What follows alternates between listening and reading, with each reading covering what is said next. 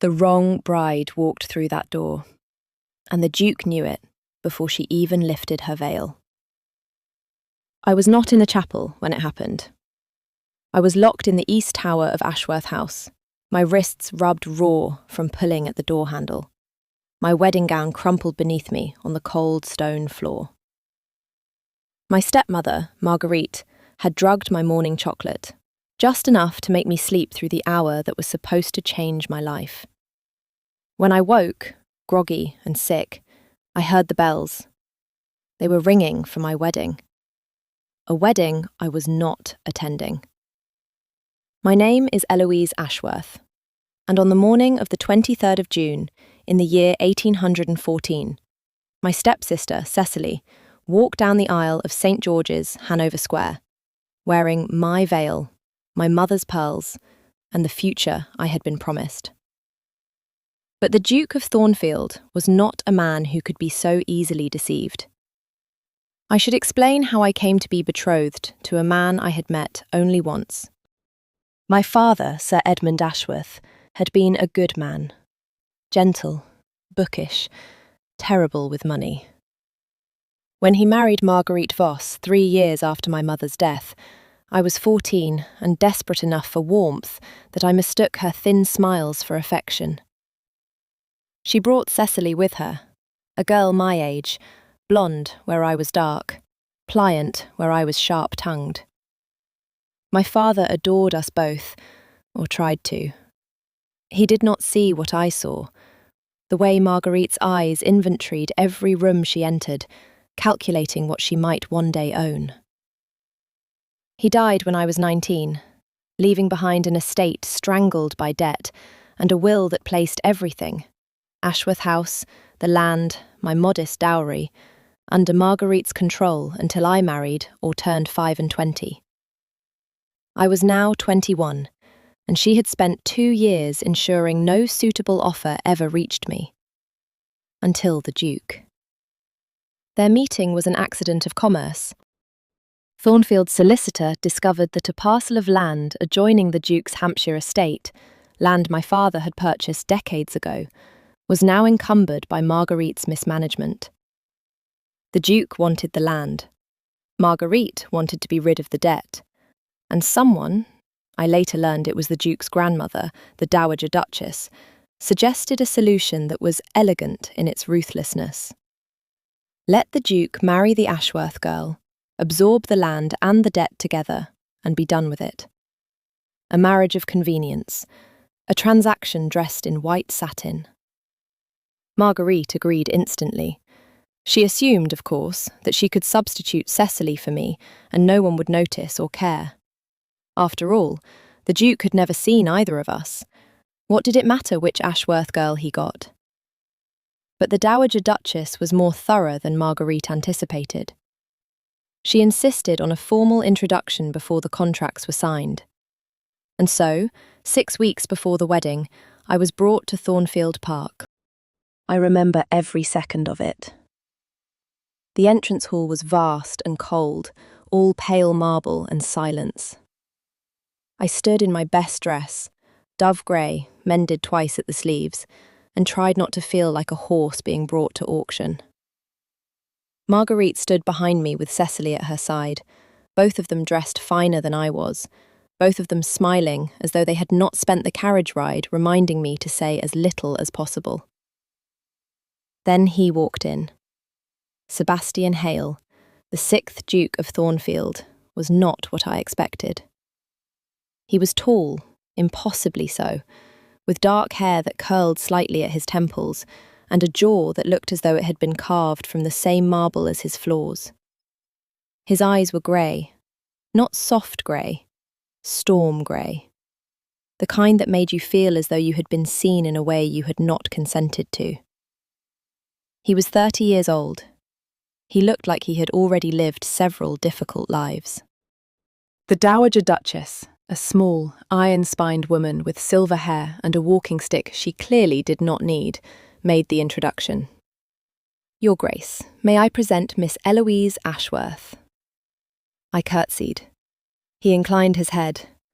Our eyes met, and something passed between us, A recognition, a jolt, a feeling like touching a doorknob in winter.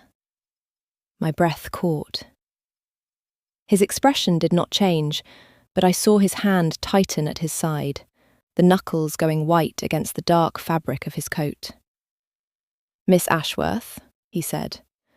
His voice was low and precise, the kind of voice that expected to be obeyed. "I am told you are fond of books." "I am told you are fond of solitude, Your Grace," I replied, before I could stop myself. "So we should manage tolerably well under the same roof." Behind me, Marguerite inhaled sharply. Cecily's fingers dug into my arm. But the Duke almost smiled. It was barely a movement, the faintest shift at the corner of his mouth, there and gone like a candle flame in a draught. But I saw it. And I knew, in that instant, that this man was not indifferent to me. He was trying very hard to be.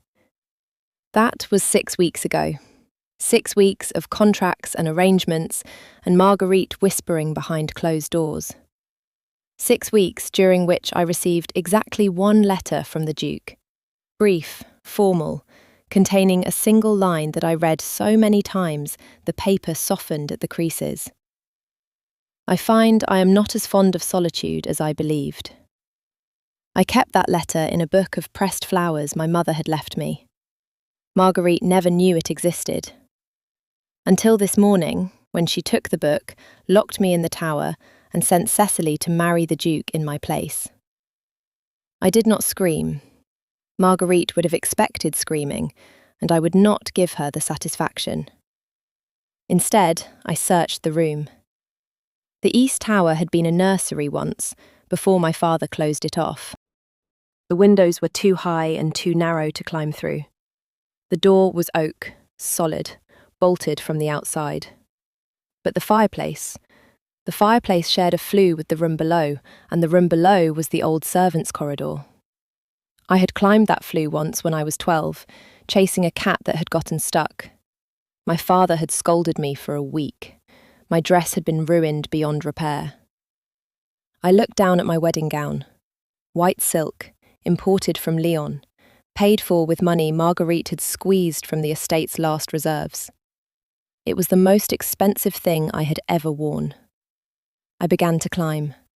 The soot was immediate and total. It filled my nose, my mouth, the folds of fabric that caught on every jutting brick. My fingers bled where I gripped the rough stone. Twice I slipped and caught myself by the elbows, hanging in the dark, with my heart hammering so violently I could feel it in my teeth. But I did not stop. Because down in that chapel, a man who had written me 7 words that I could not stop reading was being handed a stranger, and told she was the woman he had chosen. I emerged into the servants' corridor, looking like a chimney sweep's nightmare. White gown turned black, face streaked, hair a wild tangle of pins and ash. A housemaid named Ruth, one of the few servants still loyal to me, found me stumbling down the back stairs. She stared. "Miss Eloise, good Lord!" "The carriage," I gasped. "Is there still a carriage?" "The hired coach, miss, the one that brought the flowers, is still in the yard, but—" "I need it. Now." I seized her hands. "Ruth, please." She looked at me, at my ruined gown, my bleeding fingers, the desperation that must have been written across every inch of my face. And she made her choice. "The driver owes me a favour," she said. "Come quickly." St. George's was 20 minutes by carriage. I arrived in 18 because Ruth had told the driver it was a matter of life and death, and he drove as though he believed her. I burst through the side entrance of the chapel like something risen from a grave. 200 guests turned in their pews. The vicar stopped mid-sentence, his mouth hanging open. Marguerite, seated in the front row in emerald silk, went the colour of old milk. And at the altar, standing rigid as a sword, the Duke of Thornfield stared at me. Cecily was beside him. She had not yet lifted the veil. Her hands were shaking so badly that the bouquet trembled, scattering petals across the stone floor like a trail of small surrenders. But the Duke was not looking at Cecily. He was looking at me. At the soot on my face, and the blood on my hands, and the ruined white gown that told the story Marguerite had hoped no one would ever hear. "Stop," he said. One word, spoken quietly, but it landed like a cannon shot in the silent chapel. The vicar flinched. "This is not Miss Ashworth." A murmur rippled through the congregation. Marguerite rose to her feet, her face arranged into an expression of bewildered concern that would have been convincing if I had not known her for 7 years. "Your Grace, I assure you, this is my daughter." "Your daughter," the Duke said, his voice cutting through hers like a blade through gauze, "is not the woman I agreed to marry." He stepped away from the altar. 200 pairs of eyes followed him as he walked down the aisle toward me. This soot-covered, bleeding, gasping wreck of a bride, standing in the side doorway of the most fashionable church in London. He stopped 3 feet away. His grey eyes moved over my face, my ruined gown, my hands. Something shifted in his expression, a crack in the marble, a flash of something fierce and barely controlled. "Miss Ashworth," he said, and then, so quietly that only I could hear, "Eloise." My name in his mouth. My Christian name, spoken for the first time, in a chapel full of witnesses, with my stepsister still standing at his altar. It hit me like a physical blow, not painful, but staggering, as though the floor had tilted beneath me. "Your Grace," I whispered. My voice was raw from the soot. "I believe there has been a misunderstanding." The corner of his mouth twitched, that same ghost of a smile I had seen 6 weeks ago. "Indeed," he said. "Your stepmother seems to have misunderstood which bride I intended to marry." He turned to the congregation. When he spoke, his voice carried to every corner of that vaulted space, clear and cold and utterly commanding. "There will be no wedding today. The woman presented to me at this altar is not Miss Eloise Ashworth. She is Miss Cecily Voss, and she was brought here under false pretences." He paused, letting the words detonate. "I will speak with my solicitor and with the magistrate.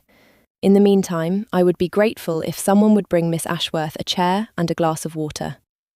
She appears to have climbed through a chimney to be here."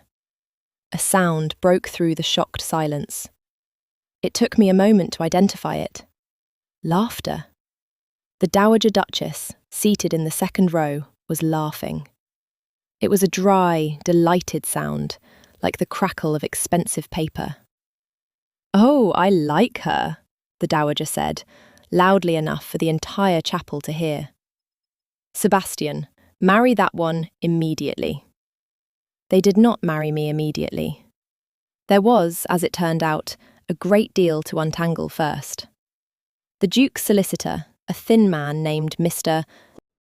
Haddock with spectacles that made him look perpetually startled, arrived at Thornfield Park within the hour. I had been brought there in the Duke's own carriage, still in my soot-stained gown, still trembling, still unable to fully comprehend what had just happened. Ruth had come with me, refusing to return to Ashworth House, and I was grateful for her steady presence beside me in the unfamiliar vastness of the Duke's country home. Marguerite had been escorted from the chapel by 2 of the Duke's footmen. Cecily had collapsed into tears the moment the veil was lifted, and I found I could not hate her for it.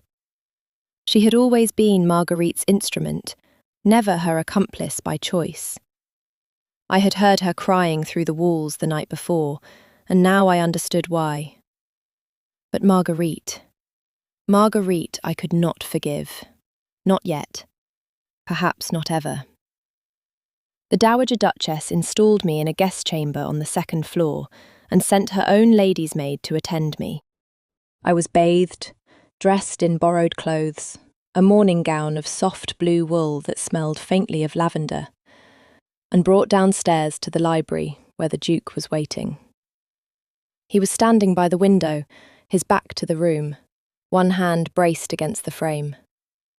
The afternoon light caught the sharp line of his profile, and I noticed for the first time that he looked exhausted. Not the polished, controlled figure from 6 weeks ago. Something rawer, something that had been shaken. He turned when he heard me enter. His eyes swept over me, the borrowed gown, my damp hair pinned loosely back, the bandages Ruth had wrapped around my torn fingers. And for a moment, his composure fractured entirely. I saw it, the tightening of his jaw, the way his breath caught, the flash of something in those grey eyes that was not anger, but very close to pain. "You climbed through a chimney," he said. "The door was locked. You could have broken your neck." "I could have," I agreed, "but then you would have married my stepsister, and I rather thought that would be worse." He stared at me, and then he did something I had never seen him do. He laughed. It was short and rough, and sounded like it surprised him as much as it surprised me, as though he had forgotten he was capable of it. "Sit down," he said, gesturing to the chair nearest the fire. "Please, before you collapse and I am forced to explain to my grandmother how I allowed my future wife to faint in my library." I sat. He remained standing, which put him above me, which I suspected was deliberate. The Duke of Thornfield did not relinquish advantages by accident. "I need to tell you something," he said. His voice had changed. No longer cold, but careful, as though each word was being placed like a stone in a wall. "I knew." "Knew what?" "That she would try to substitute her daughter." He met my eyes. "My grandmother warned me a week ago. She has sources. I've learned not to ask how. She told me your stepmother had been making arrangements." The room tilted. I gripped the arm of the chair. "You knew," I said slowly. "And you let it happen." "I let it begin," he corrected. "I needed witnesses. I needed the fraud to be public and undeniable. If I had confronted Mrs. Voss privately, she would have denied everything and tried again. This way," he paused, and something flickered across his face. "This way, she is finished. She cannot claim ignorance. 200 members of the Ton saw her deception with their own eyes." I understood the strategy. It was ruthless and effective, and exactly the kind of move a man accustomed to power would make. But my hands were still bandaged, and my throat still burned from soot, and I had spent an hour believing I had lost everything. "You could have warned me," I said. My voice shook, and I hated it. "You could have sent word. I would not have had to—" "I sent a man to Ashworth House at dawn." His voice was rough now, stripped of its usual control.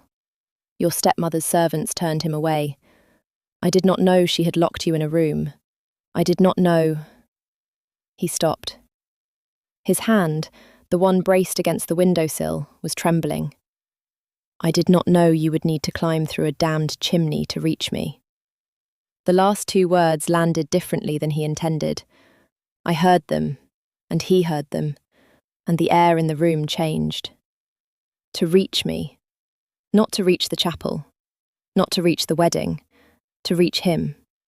He turned away, pressing both hands flat against the windowsill, and I watched the tension move through his shoulders like a wave. "I will have Mr. Haddock draw up papers removing your stepmother's guardianship," he said, his back still to me. "Your father's will contains a provision. If fraud can be demonstrated, control of the estate reverts to you. After today, demonstrating fraud will not be difficult." "And the wedding?" He was silent for a long moment. "That," he said quietly, "is your decision. Not mine. Not your stepmother's. Yours. He turned to face me, and I saw it then. The thing he had been hiding beneath the strategy and the cold authority and the perfectly executed public exposure of Marguerite's scheme. He was afraid. Not of scandal or inconvenience or social complication. He was afraid that I would look at what he had done, the calculation, the tactical patience, the willingness to let the trap spring rather than prevent it, and see a man too cold to love. I stood. The chair scraped against the floor, loud in the silence.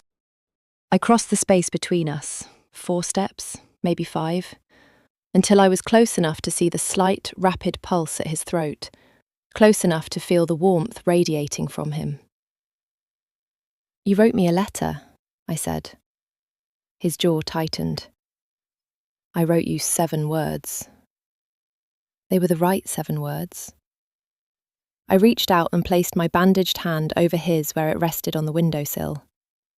He flinched, not away from me, but into the contact, as though it cost him something to remain still. "I climbed through a chimney for you, Your Grace," I said. "I think you can safely assume I intend to marry you." The sound he made was not quite a laugh, and not quite a breath, and not quite my name, but it contained elements of all 3. His hand turned beneath mine, his fingers closing around my bandaged ones with a gentleness so deliberate it made my eyes sting. "You are extraordinary," he said. It was not a compliment in the way society used them, polished, empty, reflexive.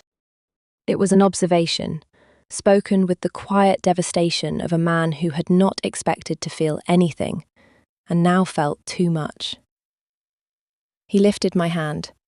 Slowly, watching my face, he pressed his lips to the inside of my wrist, just above the edge of the bandage, where my pulse was hammering. I forgot how to breathe.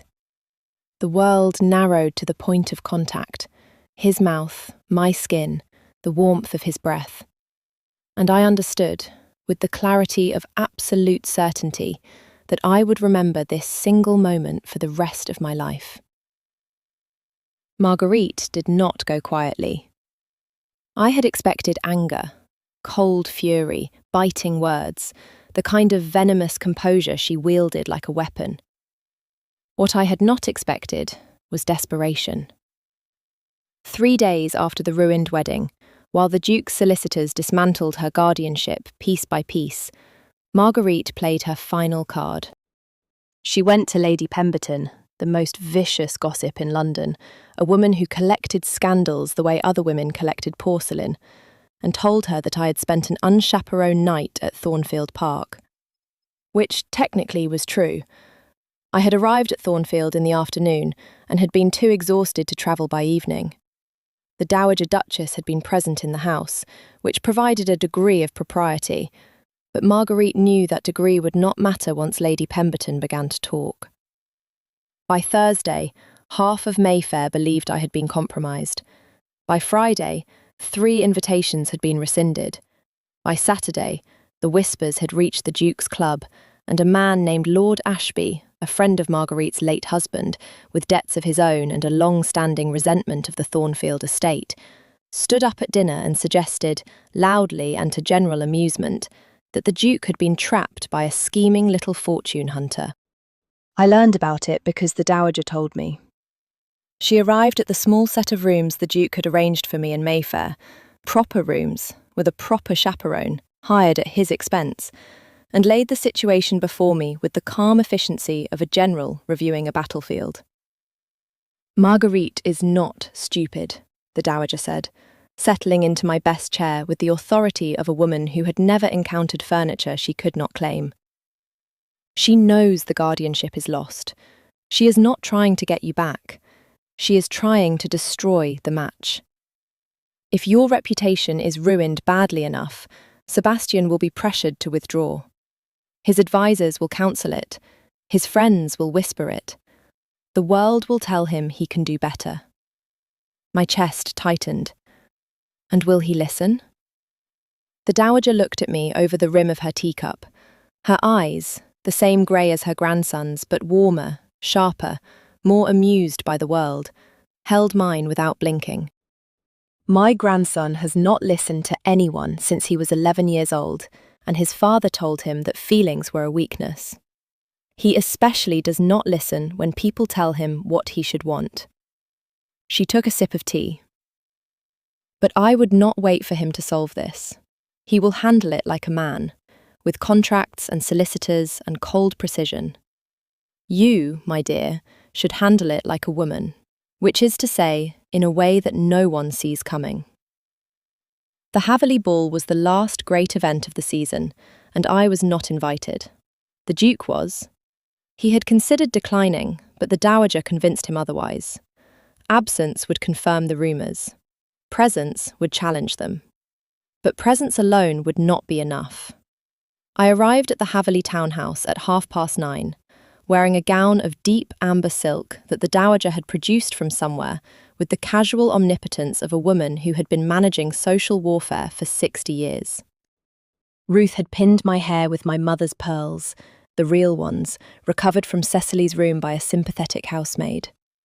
I carried nothing else. No invitation, no escort, no guarantee that I would not be turned away at the door. I walked in anyway. The Hatherley butler, a man whose face suggested he had seen every possible human folly and been impressed by none of it, looked at me, looked at the crowd and, after what I can only assume was a brief internal negotiation with his own sense of duty, stepped aside. The ballroom was a blaze of candlelight and silk. 300 guests moved beneath chandeliers that threw fractured light across the walls like scattered diamonds. The music was Haydn. The air was thick with perfume and the particular electric tension that fills a room when everyone is pretending not to watch the door. They stopped pretending when I walked through it. Conversation did not halt. It shifted, like a tide changing direction. Heads turned, fans snapped open. I could feel the whispers beginning, spreading outward from the doorway like ripples in water, and I kept walking because stopping would have been the end of me. I saw Marguerite first. She was standing near the refreshment table, in a gown of icy blue, her face a perfect mask of composure that cracked, just slightly, at the edges when our eyes met. Beside her stood Lord Ashby, red-faced and loud, already halfway through a glass of something that was making him brave. And then I saw him. The Duke was standing at the far end of the ballroom, surrounded by a small cluster of men I recognised as political allies and social fixtures. He was dressed in black, stark, unadorned, severe, and he looked exactly like what he was, the most powerful man in the room. Our eyes met across that glittering, treacherous space, and I watched his composure stutter. Just for a moment. A widening of the eyes, a straightening of the spine, a breath drawn and held. Then the mask reformed, but something behind it had changed. He began to cross the room. The crowd parted for him without being asked, they always did, and I stood my ground, my heart hammering so loudly I was certain the musicians would need to adjust their tempo. He stopped in front of me. The entire ballroom was watching. 300 people held their breath. Miss Ashworth. His voice was formal, correct, perfectly calibrated for public consumption. But his eyes were not formal at all. His eyes were saying something entirely different. You were not expected this evening. I find I am not fond of doing what is expected, Your Grace. That ghost smile again. There and gone, like a secret shared across a crowded room. May I have this dance? The request was, on its surface, perfectly proper. A gentleman asking a lady to dance. But every person in that ballroom understood what it meant. The Duke of Thornfield was not merely asking me to dance, he was publicly claiming me.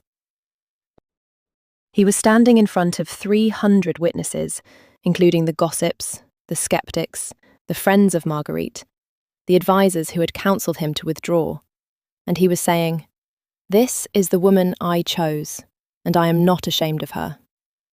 "You may," I said. He offered his hand. I took it. His fingers closed around mine, warm, steady, certain, and we walked onto the floor. The music shifted. A waltz. Of course it was a waltz. The most intimate dance permitted in polite society. The one that required his hand at my waist, my hand on his shoulder, our bodies close enough that I could feel his breath against my temple. We danced. And for 3.5 minutes, the rest of the world ceased to exist. "You should not have come alone," he murmured, his mouth near my ear. "I am not alone. I am with you." His hand tightened at my waist, a fractional movement, invisible to anyone watching. But I felt it, the possessiveness of it, the restraint required not to pull me closer, the way his thumb pressed against the fabric of my gown as though he were trying to reach the skin beneath. "Marguerite is here," I said. "I know. She has been telling people I trapped you, that I am a fortune hunter, that you will withdraw. I know that too." He turned me, and for a moment my back was to the room, and only he could see my face. His grey eyes held mine. "Do you trust me?" I thought of the letter. I thought of the chimney. I thought of his hand trembling on the windowsill, and the way he had said my name in a chapel full of strangers. "Yes." "Then follow my lead." The waltz ended. The applause was polite but charged, every pair of hands clapping while every pair of eyes calculated. The Duke released me, bowed, and then, without raising his voice, spoke to the room. "Ladies and gentlemen." The conversations died. He did not need to shout. The Duke of Thornfield had never needed to shout. "I understand there has been some discussion regarding my engagement to Miss Ashworth. I should like to address it." Marguerite's smile froze. Lord Ashby set down his glass. "3 days ago, Miss Ashworth's stepmother, Mrs. Marguerite Voss, attempted to defraud me at my own wedding by substituting her biological daughter for my intended bride." His voice was level, unhurried, devastating. "When this deception was discovered, Mrs. Voss turned to slander. She has spent the past week attempting to destroy Miss Ashworth's reputation in order to coerce me into abandoning the match." The room was silent, utterly, devastatingly silent. I have in my possession a letter, written by Mrs. Voss to her solicitor 3 weeks before the wedding, instructing him to falsify documents placing her daughter's name on the marriage contract. I also have testimony from 2 servants of the Ashworth household, confirming that Miss Ashworth was drugged and imprisoned on the morning of the ceremony. He paused.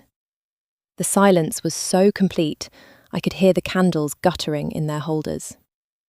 I tell you this not to invite sympathy, but to make one thing unambiguously clear. He turned to me. His expression was no longer guarded. For the first time, in front of 300 people, the Duke of Thornfield let the mask fall entirely. Miss Ashworth is not a fortune hunter. She is not a schemer. She is the bravest and most extraordinary woman I have ever known, and I intend to marry her at the earliest possible date. Anyone who has a difficulty with that may take it up with my solicitors. The Dowager Duchess began to clap. It was slow, deliberate, commanding, the sound of a woman who understood exactly what theatre was and when to deploy it. Within seconds, Lady Hatherley joined her, then Lord Fitzroy, then the Duchess of Carmichael. Then, like a wave building, the entire ballroom erupted into applause. Marguerite's face went white.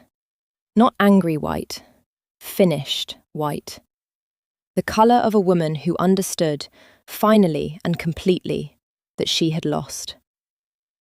Lord Ashby, the man who had called me a fortune hunter to a room full of gentlemen, attempted to slip toward the door. He did not make it. The Duke's gaze found him, and Ashby stopped as though a hand had closed around his throat. Lord Ashby. The Duke's voice was silk over steel. I believe you owe Miss Ashworth an apology. I will expect it in writing by tomorrow morning. My seconds will call if it does not arrive. Ashby apologised verbally on the spot, in front of everyone, stumbling over his words like a schoolboy caught cheating.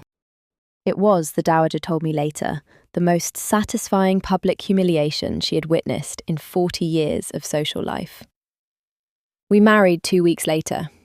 Not at St. George's, neither of us could stomach the thought, but in the small chapel at Thornfield Park, with the Dowager, Ruth, Mr. Haddock, and a handful of people who had proven themselves worth trusting.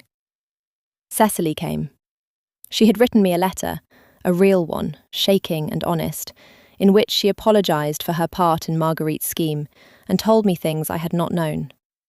That Marguerite had threatened to throw her out without a penny if she refused, that she had tried to warn me and been caught, that the tears at the altar had been real.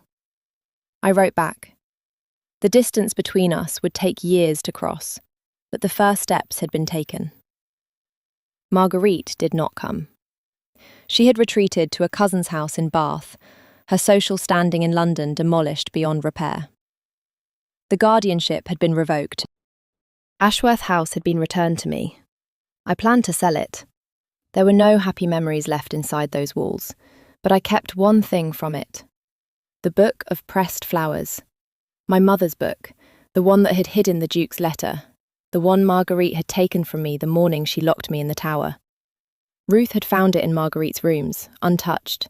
The letter was still inside. I find I am not as fond of solitude as I believed. On our wedding night, I showed it to Sebastian. We were in the library at Thornfield, his favourite room, the one with the tall windows that looked out over the Hampshire hills, and a fire was burning low in the grate. He was still in his wedding clothes, his cravat loosened, his hair slightly disordered from the wind on the walk back from the chapel. He looked less like a duke and more like a man. My husband. The words still felt impossible. He took the letter from me and looked at it for a long time. You kept this, he said. It was the only evidence I had that you were human. He made that sound again, the one that was not quite a laugh, the one that lived somewhere between amusement and ache. He set the letter down on the mantelpiece, carefully, as though it was something valuable. Then he turned to me. I should tell you something. Another secret? The last one. He took a step closer. When my grandmother first proposed this match, I agreed because I wanted the land. That is the truth, and you deserve to know it. I was not looking for a wife. I was not looking for... He stopped, swallowed. This. And now? Now, he said, and his voice was rough and unguarded, and nothing like the voice of a duke. I would burn the land to keep you. I closed the distance between us. I put my hands, the hands that had bled climbing through a chimney to reach him, the hands he had kissed with such devastating gentleness in this very room, on either side of his face, and I kissed him. It was not a polite kiss. It was not a careful kiss. It was the kind of kiss that happens when two people have spent weeks holding themselves apart by sheer force of will, and the will finally, mercifully, breaks. His arms came around me, not gently, not carefully, but completely, as though he had been waiting to do exactly this, and the waiting had nearly killed him. My back met the bookshelf. A volume of something, Herodotus, I learned later, fell to the floor, and neither of us stopped. Eloise, he said against my mouth, and my name had never sounded like that before, like a prayer, like a surrender, like the first honest word he had spoken in years. 6 months later, in the library at Thornfield Park, I pressed a new flower between the pages of my mother's book. A sprig of honeysuckle, taken from the garden I had begun to restore. A garden that had been neglected for a decade, its beds choked with weeds, its climbing roses left to tangle into wild, thorny walls. Sebastian had given me the garden as a wedding gift. Not the land was already mine by law. The garden itself. The permission to make something beautiful out of something abandoned. I think he understood, better than anyone, what that meant to me. He found me there that evening, kneeling in the dirt with soil beneath my fingernails, and he stood in the doorway of the library for a long moment before I noticed him. "You have mud on your face," he said.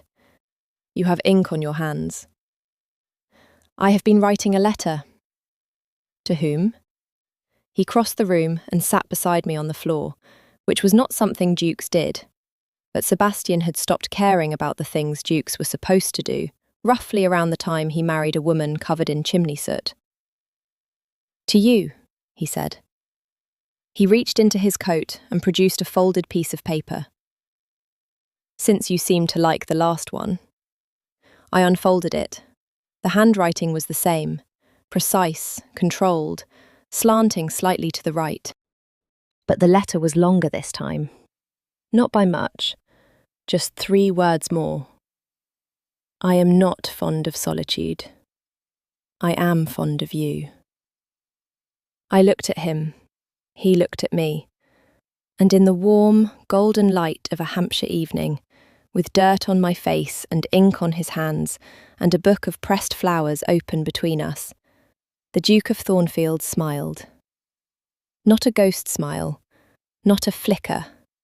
A real, full, devastating smile that cracked his face open and made him look, for one unguarded moment, like the man he might have been if the world had been kinder. I smiled back. Outside, the garden was beginning to bloom.